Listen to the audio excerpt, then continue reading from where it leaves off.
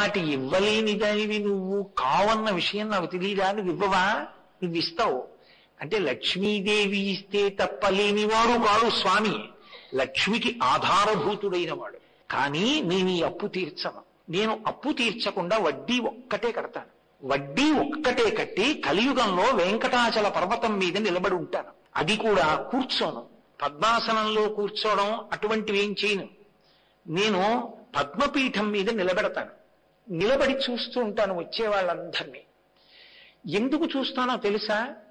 కలియుగంబునందు ప్రజలు మిక్కిలి పాపకర్మంబులు నరించి తత్ఫలితముగా ఆపదలు కలుగగా వెరచి ఆ సమయములందు నన్ను మొరలు పెట్ట వారి ఆపదలు తీర్చి కాపాడకుండుట నాకు యుక్తము కాదు. కాన వారి పాపంబులను ద్రవ్యంబుపై ఆకర్షణంబు చేసి వచ్చు ఆపదల తీర్చి తత్పాపరూపమైనట్టి ధనము కొండపైకి రప్పించి నిస్పృహుండనగుచు ఆ ధనము అజ్ఞులైన జనులకిప్పింతున చలవతిని. కలియుగ ప్రభావం కాదు లక్ష్మి, విపరీతమైన పాపాలు చేస్తారు. కామము అర్థము ఈ రెండు కోసమే కూడబెడతాడు. నా వాళ్ళు అబ్బో కనపడ్డ వాళ్ళందరినీ చూపించి వీళ్ళందరి కోసమే అంటాడు. నీ అన్నవాడికి గుండె కలుక్కుమంటుంది లక్ష్మి. ఇంటెన్సివ్ కేర్ యూనిట్ లో పడుకోబెడతారు, ఎవరు ఉండరు. అప్పుడు గొట్టాలు పెట్టి ఒక్కడే ఉంటాడు. పోతన గారు భాగవతంలో వాత పెడతారు.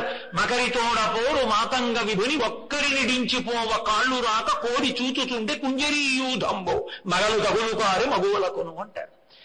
అందరూ వెళ్ళిపోయారు పరివారం అంతా. భార్య మాత్రం ఉంది అక్కడే, ఓ బల్ల ఉంటే దాని మీద పడుకుని అక్కడే క్యారేజీ తింటుంది. వాళ్ళ అవదమ్ముడు పెళ్ళైన వెళ్ళదు, బాగుండదు, అదే అలా వచ్చేసావు బావగారిని వదిలేసి అంటారు. ఎందుకు ఆవిడ ఏమైనా చేస్తుందా? ఆవిడేం చేయలేదు.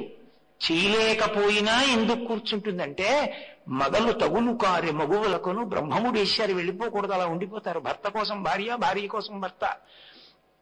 అప్పుడు జ్ఞాపకం వస్తాను లక్ష్మీ. నేను అన్ని వైద్యశాలలో గుర్తొచ్చేవాణ్ణి నేను ఒక్కడే. కష్టం వచ్చినప్పుడు గుర్తొచ్చేవాణ్ణి నేనే, ప్రమాదాలు జరిగితే గుర్తొచ్చేవాణ్ణి నేనే, ఉద్యోగాలు రాకపోతే గుర్తొచ్చేవాణ్ణి నేనే, చదవడం మానేసి క్రికెట్ మ్యాచ్లు చూసి పరీక్షకు వెళ్ళేటప్పుడు గుర్తొచ్చేవాణ్ణి నేనే. ముందు రోజు గురించి ఆలోచించకుండా ఉన్నదంతా భోగం అనుభవించి కాలు చెయ్యి వంగిన తర్వాత ఏడిస్తే గుర్తొచ్చేది నేనే. అప్పుడు ఆపదలతో ఏమైనా అంటే మాకు మాట నేర్చుకుని ఆపదముక్కలవాడా రాధరక్షక ఏడుకున్నవాడా గోవిందా గోవిందా అంటుంటే మీ కర్మ అని నేను అనలేను. అది నా బలహీనత లక్ష్మి. అందుకని వాళ్ళు ఏడుస్తారు. పాపం ఫలితం ఎక్కడికి పోతుంది? కట్టి కుడిపేస్తుంది వాళ్ళని. కట్టి కుడిపితే వాడి పాపం వాడే అనుభవించాలి. పుచ్చుకున్న కొడుకేం చేస్తాడు? ఇంటి దొంగల బోలు కొడుకులనొల్ల అద్దె కొంపల బోలు ఆలోకమొల్ల ముందు చావుండంగముడి ఎంగనగునే ఎందుకీ భోగమ్ములెందుకీ మురుపు అంటారు మానస సంకీర్తనలో. అలా ఏం చేస్తాడు? ఇప్పుడు ఏడవడం మొదలెడతాడు కూర్చొని. అప్పుడు స్వామి నన్ను ఎలా అయినా బయటికి తీసుకొచ్చేసావా, ఈసారి కాలినరకం వచ్చేస్తాను స్వామి, తప్పకుండా 7 కొండలు నడిచి వచ్చేస్తాను స్వామి, నిలువుదోపిడి ఇచ్చేస్తాను. నేను హాస్పిటల్కి తీసుకొచ్చినప్పుడు నా ఒంటి మీద ఏమున్నాయో, ఇంట్లో ఉన్నప్పుడు కూడా భయం, హాస్పిటల్కి తీసుకొచ్చేటప్పుడు ఒంటి మీద ఏమున్నాయో అవన్నీ గుర్తు పెట్టుకుని వేసేస్తాను స్వామి, ఎలాగైనా నన్ను మర్యాదగా కాపాడి బయటికి తీసుకొచ్చే స్వామి అంటాడు. అలా వాడు ఏడుస్తుంటే నేను ఎలా వదిలేను లక్ష్మి? వదలలేను. అది నా ప్రేమ. వాడు అనుభవిస్తున్నది కలిపురుషుని యొక్క ఉద్ధతికి. అదే కలిపురుషుడికి రెండో కోణం ఉంది, మంచి కూడా ఉంది. కృతయుగంలో ఉన్న పుణ్యం అంతా ఇస్తాడు, కానీ వాడికి అది అక్కర్లేదు. వాడికి ఎంతసేపు భోగం కావాలి. ఇప్పుడు వాడిని నేను ఎలా రక్షించను? అప్పుడు ఏం చేస్తానో తెలుసా? ఒక్కటే చేస్తాను. వాడు ఎంత పాపం చేశాడో అంత పాపానికి తగినంత కష్టం ఇస్తాడు, అంత కష్టానికి తగిన మొక్కు మొక్కిస్తాడు. ఆ మొక్కునే ద్రవ్యంగా మారుస్తాడు. ఆ కష్టాన్ని బట్టి మొక్కుంటాడు. అప్పుడు దాన్ని బట్టి ఆ డబ్బు మీదకి లాగుతాను. ఆ పాపంబు ద్రవ్య రూపంబున ఆకర్షణంబు చేసి పన్ను పుచ్చుకునే వాళ్ళల్లా నేను ఇంటికి వెళ్తాననుకుంటున్నావేమో. వెతికి వెతికి గుడి మొత్తం మీద ఒకటే హుండీ ఉన్న లైన్లో నిలబడి వేసేస్తాడు. గంటకో హుండీ తీసేసినా సరే నిండిపోతూనే ఉంటుంది. కాబట్టి లక్ష్మి, నేను ఒక్క మాట చెప్పనా, ఇన్ని కోట్ల రూపాయలు హుండీలో వచ్చిందని చెప్పడానికి జాతి సిగ్గుపడే రోజు వస్తే నేను సంతోషిస్తాను. నేను యథార్థమైన మాట మీతో చెప్తున్నాను. తిరుపతి క్షేత్రంలో కూర్చుని నేను మీతో మాట్లాడుతున్నాను. వెంకటేశ్వరుడు లక్ష్మీదేవికి చెప్పి నేను ఈ అవతారంలో ఉండడానికి నేను ఎంత బాధపడుతున్నానో తెలుసా అని అడిగాడు. ఈ కానుకలకి నేను మురిసిపోతున్నానని అనుకోవద్దు. పాపరూపమైనట్టి ద్రవ్యంబు కొండపైకి ఆకర్షణంబు చేసి ఏం చేస్తానా కోట్లన్నీ? నాకెందుకు? కట్టుకుపోతానా? ఆ డబ్బుతో నేను ధనదు రుణం, కుబేరుడు రుణం కట్టాలంటే 1 గంట చాలు. అజ్ఞులైన జనులకి పింతున చలమతిని నిస్పృహుండనవచ్చు. అది పెద్ద మాట. తరిగొండ వెంగమాంబ గారి సాహిత్యంలో తల్లికి సరస్వతి కటాక్షం, వెంకటేశ్వర అనుగ్రహం అక్కడ పడింది మాట. నిస్పృహుండనగుచు.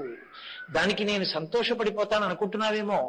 వెంకటేశ్వరుడికి ఇంత ఐశ్వర్యం, వెంకటేశ్వరుడికి ఇన్ని ఆస్తులు, వెంకటేశ్వరుడికి ఇన్ని వచ్చే 2 రోజుల్లోనో 3 రోజుల్లోనో 12,87,97,364 రూపాయలు 70 వేసినట్టే లోకంలో వాళ్ళందరూ తెలివి అబ్బా అంటారు. నేను అబ్బా అంటాను. కాబట్టి లక్ష్మి, ఈ పాపరూపమైన ద్రవ్యం ఏం చేస్తాను? నేను ఉంచుకోలేక ధర్మకర్తల మండలిని ఆవహిస్తాను బుద్ధిలోకి. ఆవహించి ఆజ్ఞులైన జనులకి ఇప్పింతు నచలమతిని. అమాయకులైన వాళ్ళు ఉంటారు, వాళ్ళకేం తెలియదు. వాళ్ళకి నిత్యాన్నదానం అని ఏదో వాళ్ళ పెళ్లిళ్ళు వాళ్ళు చేసుకోరేంటి, అయినా నేనే చేయిస్తూ ఉండడం అని ఇలాంటివన్నీ చేయిస్తూ ఉంటాను. చేయిస్తూ ఆ డబ్బంతా మళ్ళీ ప్రజల్లోకి పంచిపెడతాను. వాడికి బుద్ధి వచ్చిందనుకో, వాడి ఆర్తంతా డబ్బు మీద కదూ. ఆ డబ్బు మీద దెబ్బ తిన్న తర్వాత ఇంత కూడబెట్టి నేను ఏం చేశానురా?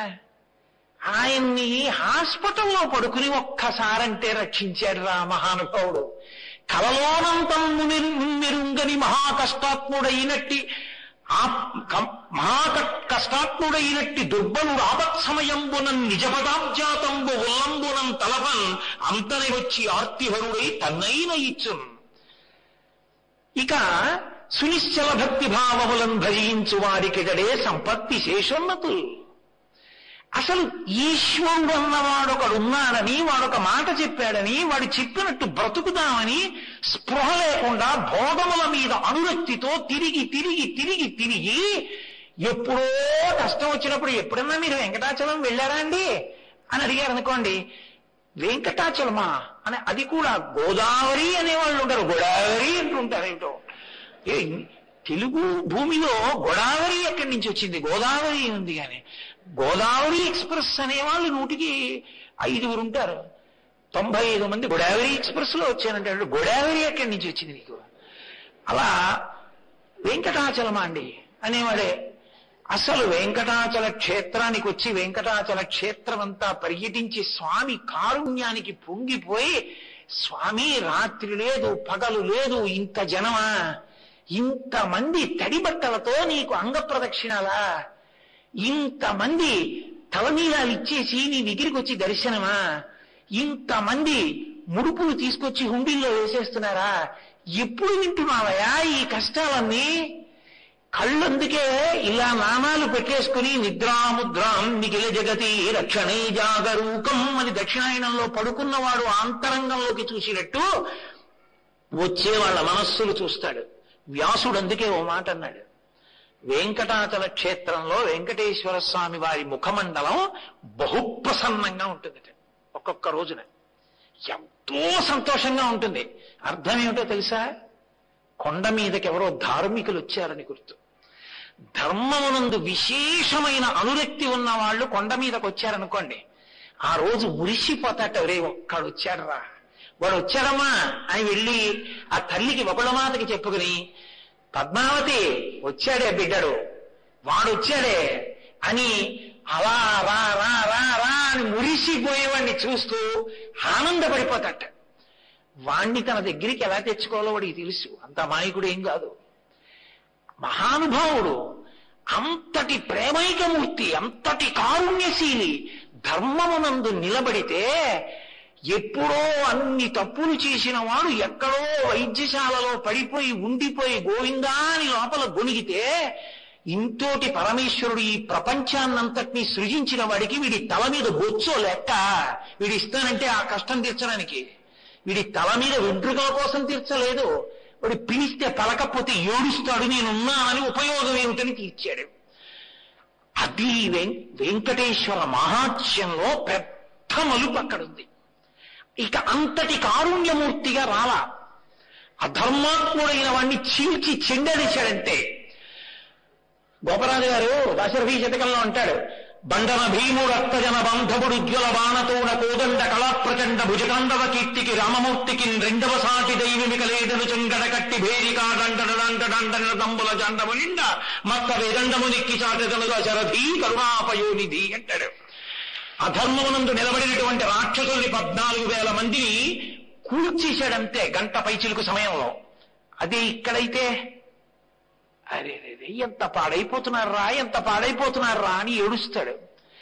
వెంకటాచల క్షేత్రంలో ఆయన చెప్పుకున్నాడు లక్ష్మీదేవితో, ఏరుకుంటా హుండీ దగ్గర. తెలుసా, ఆ డబ్బులన్నీ నేను తీసుకుంటాను అనుకుంటున్నావా? కాదు, ప్రత్యేకంగా కొంతమందిని పిలిపించుకుంటా కొండకి. ఎందుకో తెలుసా, కుబేరుడికి వడ్డీ కట్టడానికి డబ్బు తక్కువ అవుతుంటుంది, నాకు పాకెట్ మనీ ఉండదు, నాకు కావలసిన ద్రవ్యం తగ్గుతుంది కలియుగంలో. అప్పుడు నేను ఈ పాపరూపమైన ధనాన్ని పుచ్చుకోను, ఆ హుండీల్లో డబ్బు నాకు అక్కర్లేదు. నేను ఏరుకుంటా చెయ్యి కింద పెట్టి వాడు పైనుంచి వేస్తుంటే వామనమూర్తి అవతారంలో బలిచక్రవర్తి ఇలా పెడితే, వామనమూర్తిగా శ్రీ మహావిష్ణువు ఇలా పెడితే, ఆదిం శ్రీసతి కొప్పుపై తనుపుపై అంశోత్తరీయంబుపై పాదాబ్జంబులపై కపోలతటిపై పాలిండ్లపై నూత్న మర్యాదం చెందు కరంబు క్రిందగుట ఆపైనా కరంబుంటమేల్ కాదే రజ్జము గిజ్జముం చతతమే కాయంబు నాపాయమే అంటాడు బలిచక్రవర్తి. నా చెయ్యి పైన, శ్రీమన్నారాయణుడి చెయ్యి కింద అంటాడు. హుండీ కింద చెయ్యి పెట్టి వెతుక్కుంటా వాడేసే రూపాయి కాసు కోసం. ఎవరితో తెలుసా, ఇలను పుణ్యాత్ములైన వారిచ్చినట్టి ధనము నేను కొంత గైకొని కొంత ధనము ధనతుకు వడ్డీ చెల్లించి వింతలేల చేయిచుండెదను అనుచు మచ్చికను పలికే. లక్ష్మి, డబ్బు కట్టేస్తాను, వచ్చేసేయండి వైకుంఠానికి, మీకు ఎందుకు వీళ్లతో ధర్మమా ఏమైనా, నా ఎవరికి కావాలి అని. నాకు పిల్లలు బాధలో ఉన్నప్పుడు కదా తండ్రి కావాలి, పిల్లలు బాధలో ఉన్నప్పుడు కదా తల్లి కావాలి. వాళ్ళన చెనకలేను, కలియుగం ఎంతమందిని చంపేను.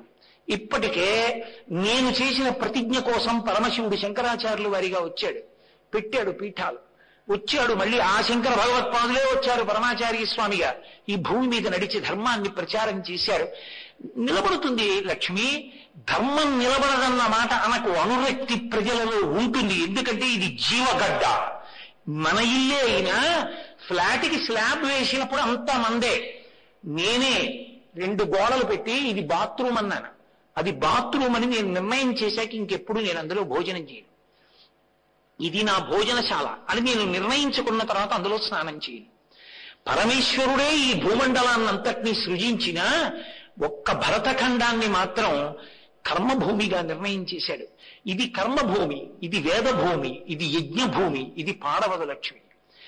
మళ్ళీ ధర్మం నిలబడుతుంది, నా బిడ్డలందరికీ ధర్మంలో అనురక్తి కలుగుతుంది. కలిపురుషుడి వలన వచ్చేటటువంటి సౌలభ్యమేదో దాన్ని పొందుతారు, కలిపురుషుడి వలన వచ్చే ప్రమాదం నుంచి తప్పుకోవడం అలవాటు చేసుకుంటారు. దానికి ఒక్కటే కారణం, నా వంక చూస్తారు, వాడున్నాడు కాపాడాడు, వాడు మనని కాపాడగలిగిన వాడు ఉన్నప్పుడు మనకెందుకు ఈ అధర్మం, మనకొద్దును వదిలిపెడతారు. అందుకని మౌన సందేశంతో నించుంటాను, మాట్లాడను, అలా నిలబడి ఉంటా. ఎన్ని రాత్రులు, ఎన్ని పగళ్ళు, ఎన్ని సంవత్సరాలు నిలబడతానో తెలుసా, కాలు ఇలా కదపను, అరికాళ్ళు తిమ్మిర్లు ఎక్కినా ఇలా అనను. స్వేచ్ఛయా క్రీడతే తత్ర, ఆయనకి నొప్పులు లేవని మీరు అనుకోవద్దు. తరిగొండ వెంగమాంబ లాంటి మహాభక్తురాలు పట్టింది కాళ్ళు అర్ధరాత్రి లోపలికెళ్ళి, ఆయనకి కాళ్ళు నిప్పెడతాయి, ఆయనకి బడలిక ఉంటుంది, కానీ ఆయన ఓర్స్తున్నాడు. ఎందుకంత ఓర్పో తెలుసా, కలిపురుష లక్షణం. ఎంతమంది ఇన్ని ఆపదలకి లోనైపోతున్నారు, ధర్మం ఒక్కటి వదిలిపెట్టేశారు. ఒక్క ధర్మాన్ని పట్టుకుని ఉంటే నేనే ధర్మస్వరూపాన్ని. ఈ ఆపద ఎందుకు అసలు వీళ్ళకి? ఎంత సంతోషంగా, ఎంత హాయిగా ఉండేవారు. అరే రే, ఇంత గొప్ప దేశంలో, ఇంత గొప్ప యజ్ఞభూమిలో, ఇంత గొప్ప వేదభూమిలో, ఇంత గొప్ప కర్మభూమిలో ఎందుచేత ధర్మం ఇలా లుప్తమైపోతోంది? అని ఆర్తి చెందుతూ ఆయనకి పరమ విశ్వాసం ఉంది ధర్మం నిలబడుతుందని. ధర్మం పోతుందని వెంకటేశ్వరుడు నమ్మి ఉంటే ఆ అవతారం అసలు నిలబడదు. ధర్మము ఉండి తీరుతుంది ఈ దేశంలో, అది ఆయన నమ్మకం, ఆయన అనుభవం. అందుకే ఆయన అలాగే నిలబడి ఉన్నాడు.